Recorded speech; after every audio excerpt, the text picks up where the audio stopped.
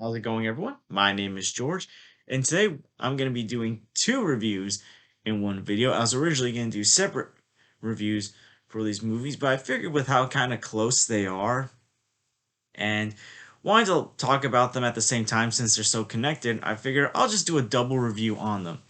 And they are Avengers Infinity War and Avengers Endgame, both directed by the Russo brothers and are basically the conclusion of the Infinity Saga.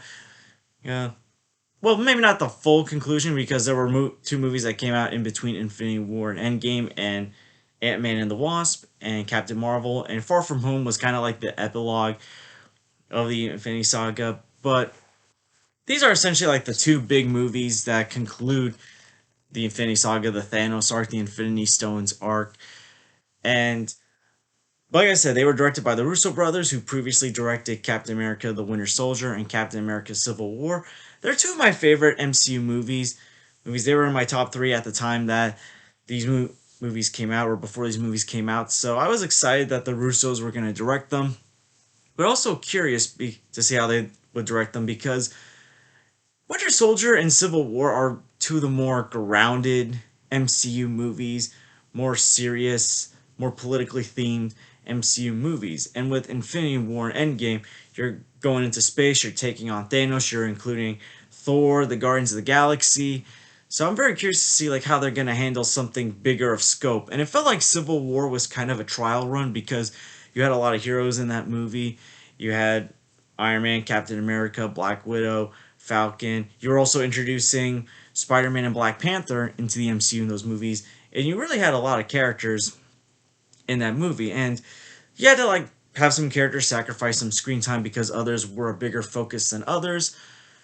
And it's kind of the same thing in Infinity War. You got even more characters in Infinity War, and there's going to be some characters that are going to be more of the main focus, and then some characters that only have like a few minutes of screen time.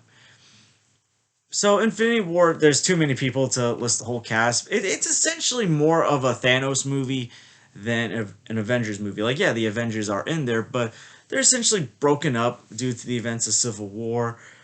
Um, right at the beginning of the movie, you see Thanos killing off Asgardians. You can see kills Loki, which is essentially the turning of the tide, in my opinion, because Loki was considered to be the best villain or a fan favorite villain of the MCU. And so Thanos kills him right away. And we assume Thor gets killed as well, but he's not killed.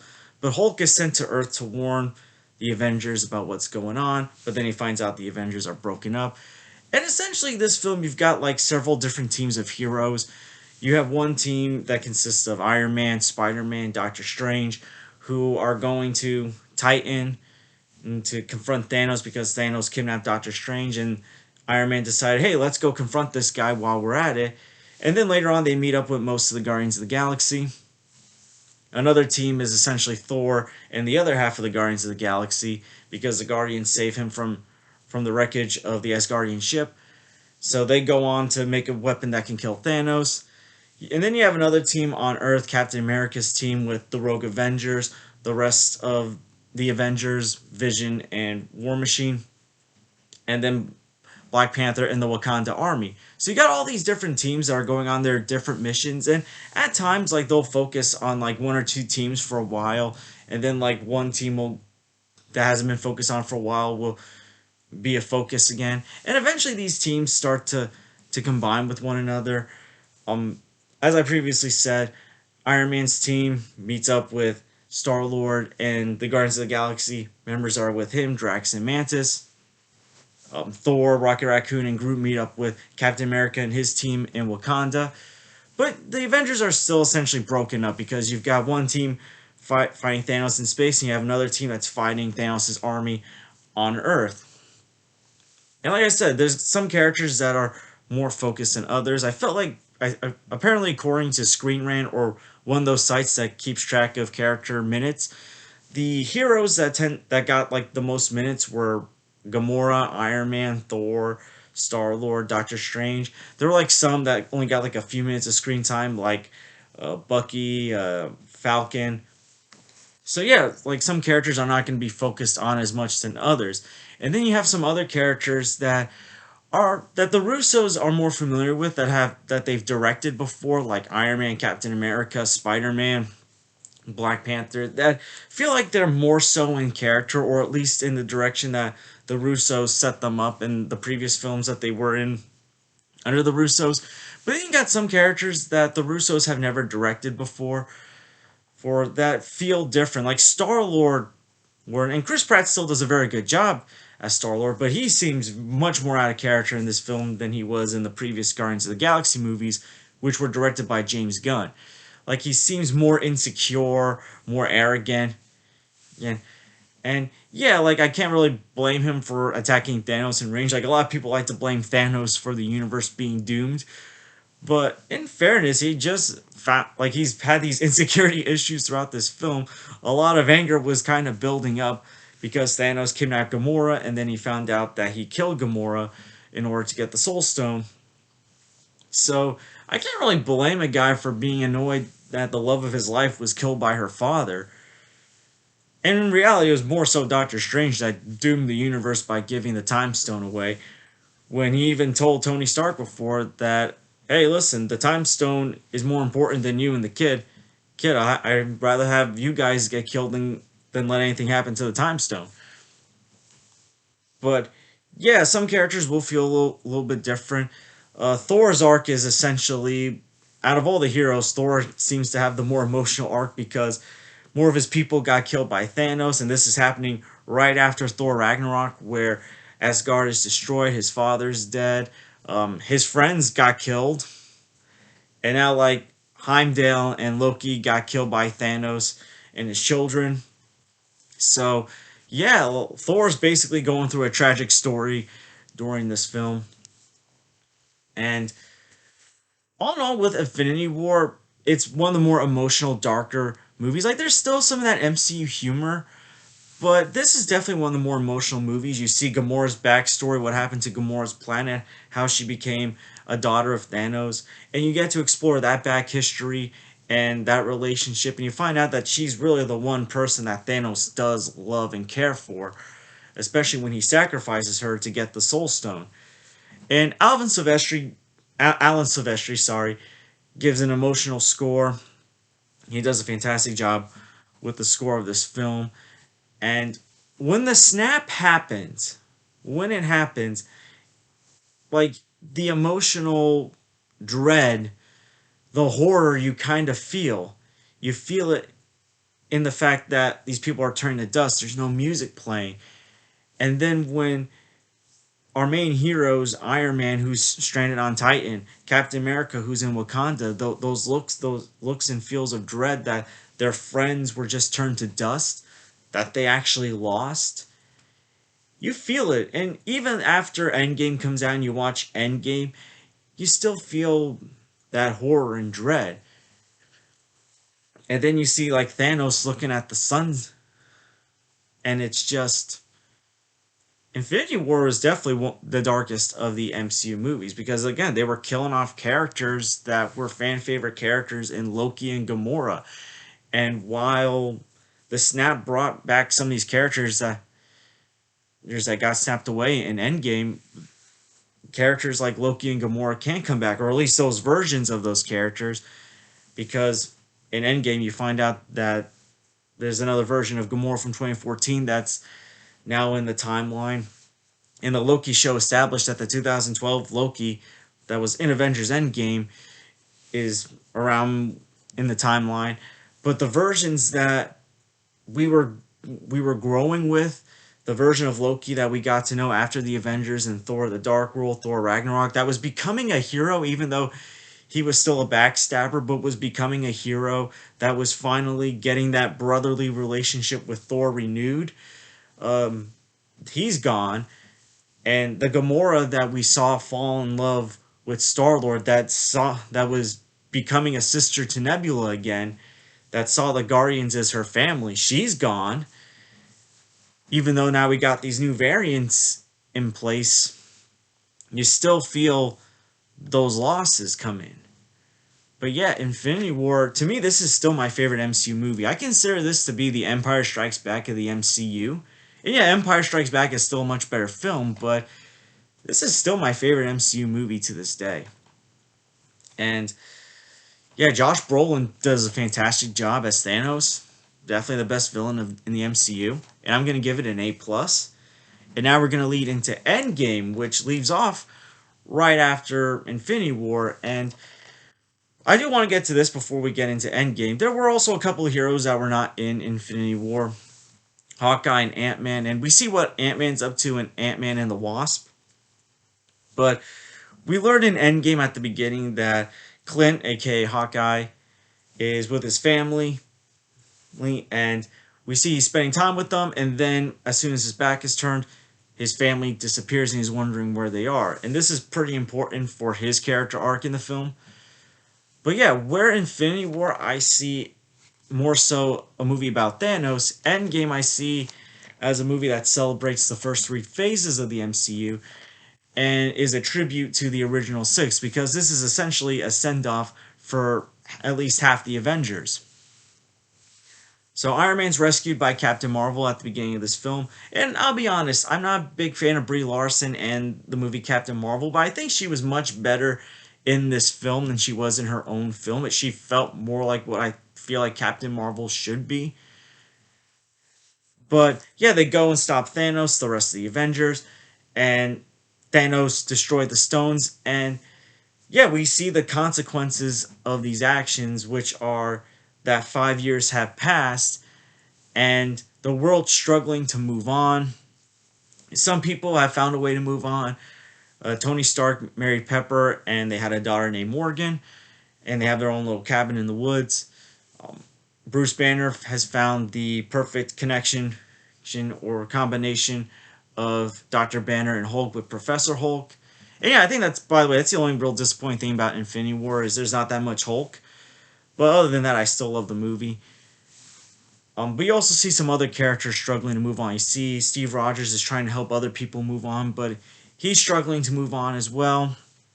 Natasha Romanoff's trying to lead what's left of the Avengers, and she's hearing about what's happening with Clint Barton. He's becoming Ronin, who's essentially killing off people. Thor's becoming the big Thorbowski, wasting his life away, not being the king that he was destined to be for what's left of Asgard. But then you see Scott Lang come back, and Paul Rudd as Scott Lang is one of my favorite characters, casting choices in the MCU. Like, Paul Rudd's just a very entertaining personality, and I love him as Ant-Man, Scott Lang. And he comes up with this idea to pull off a time heist, and at first Tony Stark's very hesitant, but then he sees a picture of him and Peter Parker, and he still misses Peter. And I feel like this scene stings a lot more after No Way Home, because now that after the events of No Way Home, where people have forgotten who Peter Parker is, that picture is essentially erased. Which tells me that if, let's just say, the events of Infinity War and Endgame happen after Peter Parker's erased from memory, does that mean that the snap stayed snapped away? Because this was essentially Tony Stark's motivation to bring Peter back. Like, if Infinity War and Endgame happen after the events in No Way Home, and Peter Parker still snapped away, even though no one has no memory of Peter Parker, does Tony Stark even bother to pull off the time heist? I mean, he would probably still remember who Spider-Man is. Maybe want to bring Spider-Man back, but he was more close to Peter Parker than he was to Spider-Man. I don't know. It's just that moment stings a lot more now, because that picture is essentially erased, since any record of who Peter Parker is erased, and that includes pictures.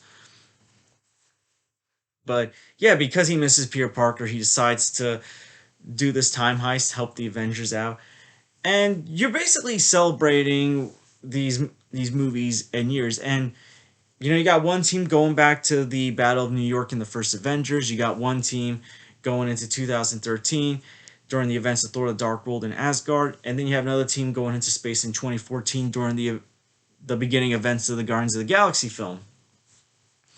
And the thing I appreciate about Endgame is that it took one of the worst movies in the MCU in Thor: The Dark World and made one of the more emotional scenes in the MCU when Thor is opening up to his mom about what he's been through, his guilt over her death. And I feel like this was such a powerful scene, especially with all the tragedy that Thor has kind of dealt with, like in the last couple movies that he's been in. So this scene really hits well. And again, you go back to 2012, they joke around about like Captain America's suit in the filming. Yeah, you kind of find out that essentially this isn't like Back to the Future. What's going on is essentially creating different timelines or something like that. And I feel like this is also kind of the beginning steps of what's to come when it comes to different timelines, different universes. But yeah, I love that they're going back in time. I love that scene where Tony Stark is talking to his dad, and you kind of feel like Tony Stark's getting some closure on on his rocky relationship with his father as well. And you kind of see like Steve Rogers, he still has feelings for Peggy. And then you go, but then in 2014, certain things are happening while all these cool things, these emotional moments that are giving closure to some arcs are happening. So in 2014, on Vormir, Natasha sacrifices herself in order to get the Soul Stone from 2014. And this was the death that surprised me the most. And again, even though like there was no memorial for her at the end of the film, it's to another character that we're going to be talking about very soon. But you kind of see her death have an effect on certain things in Phase 4, especially the Hawkeye show, between how Clint is handling it and her sister Yelena. So I like how like Phase 4 has been addressing it. And then also in 2014, Thanos finds out what's going on, the 2014 Thanos. And they use the 2014 Gamora, who is still evil, as essentially a spy to go back to the present and to also get Thanos into the present. And so Hulk does the snap to bring everyone back, but then Thanos is attacking, and we get some really iconic, cool stuff in this film, like Captain America using Thor's hammer. That's very cool. You got the portal scene where all the heroes are coming in to help. Uh, Peter Parker and Tony Stark finally have that hug that in Homecoming, Tony Stark said, "That's not a hug, I'm just getting the door." And you're having all this cool stuff. You're seeing all these heroes team up, fighting Thanos, fighting his army. And then Tony Stark makes the snap in which he sacrifices his life to stop Thanos. And I kind of find it fitting that the first two MCU characters that were introduced into the MCU, well, the first two heroes, Iron Man and Hulk, do the snap. Now, I know Hulk was played by a different actor in The Incredible Hulk, but that's the second MCU movie that came out, so he's essentially the second main MCU hero that was introduced. So I found it fitting that the first two heroes, Iron Man and Hulk, do the snap. So then Tony Stark dies, and this was an emotional death because Robert Downey Jr. has done a fantastic job with this character in all these movies that he's been in. And he does a fantastic job in this movie as well. And it's very sad because, you know, he has a daughter now, and, you know, Peter just came back as well, so all this stuff is happening. And then Steve goes back in time to deliver the stones, and he gets his happy ending with Peggy, and he passes the shield on to Sam. And so you basically see the character arcs of Tony Stark, Natasha Romanoff, and Steve Rogers ending. Thor's story is basically open. It's like a brand new day for Thor. He's going to be traveling with the Guardians of the Galaxy. We're going to see what he's up to in Thor Love and Thunder. Hulk, I mean, he's not going to be 100%.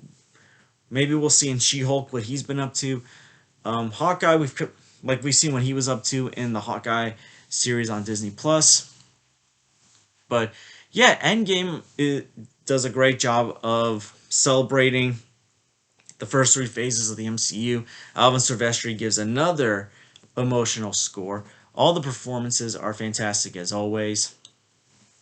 And yeah, these two movies to me are two of the best in the MCU. They're my top 5 favorite MCU movies. Personally, I prefer Infinity War over Endgame. Infinity War is the more action-based film. There's a lot more action and fighting. While Endgame, even though it's the longest one, is the more character-driven, more character-building film where like you have more character moments. You know, characters are getting their story arcs concluded or they're beginning new arcs. So that's basically how I see the two movies. But like Infinity War, I'm gonna give Endgame an A+. The only real problem I kind of have with Endgame is I kind of wish we got more out of Hulk, but him bringing everyone back makes up for the lack of Hulk action. Because he even said I was meant to do this. But yeah, these are two emotional MCU movies in my opinion.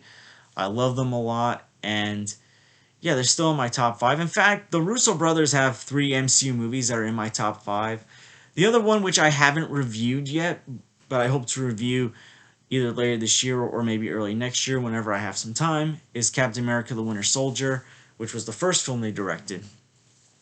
And so far, Phase 4 hasn't been like the smoothest of the phases, but you see a bit of a retooling, rebuilding going on. But they've gotten some great stuff out there, like No Way Home, Shang-Chi, Hawkeye, Loki. Moon Knight's been getting better the last couple of episodes. It kind of got off to a slow start for me, but I've been enjoying that one a lot more lately. And Multiverse of Madness is coming out real soon. That looks like it's going to be great. I don't know when we're going to get the next Avengers film. There's rumors that it could be Secret Wars. And I know there was a rumor that apparently they're trying to get the Russos to direct it. But the Russos made four fantastic MCU movies, in my opinion. And I would love to see them come back for Secret Wars. But if not, who do you think should direct Secret Wars? And what do you think of Infinity War and Endgame? Are they among your favorite MCU movies, or are they some of your least favorite MCU movies? A lot of people, most people love Infinity War, but I know there's some people who think Endgame is overrated or not that great. But yeah, let me know in the comments down below. And I want to thank you guys for watching. Please like and subscribe already if you haven't. Please share this with someone that loves the MCU, that loved Infinity War and Endgame. And I hope to see you guys real soon. Take care, everyone.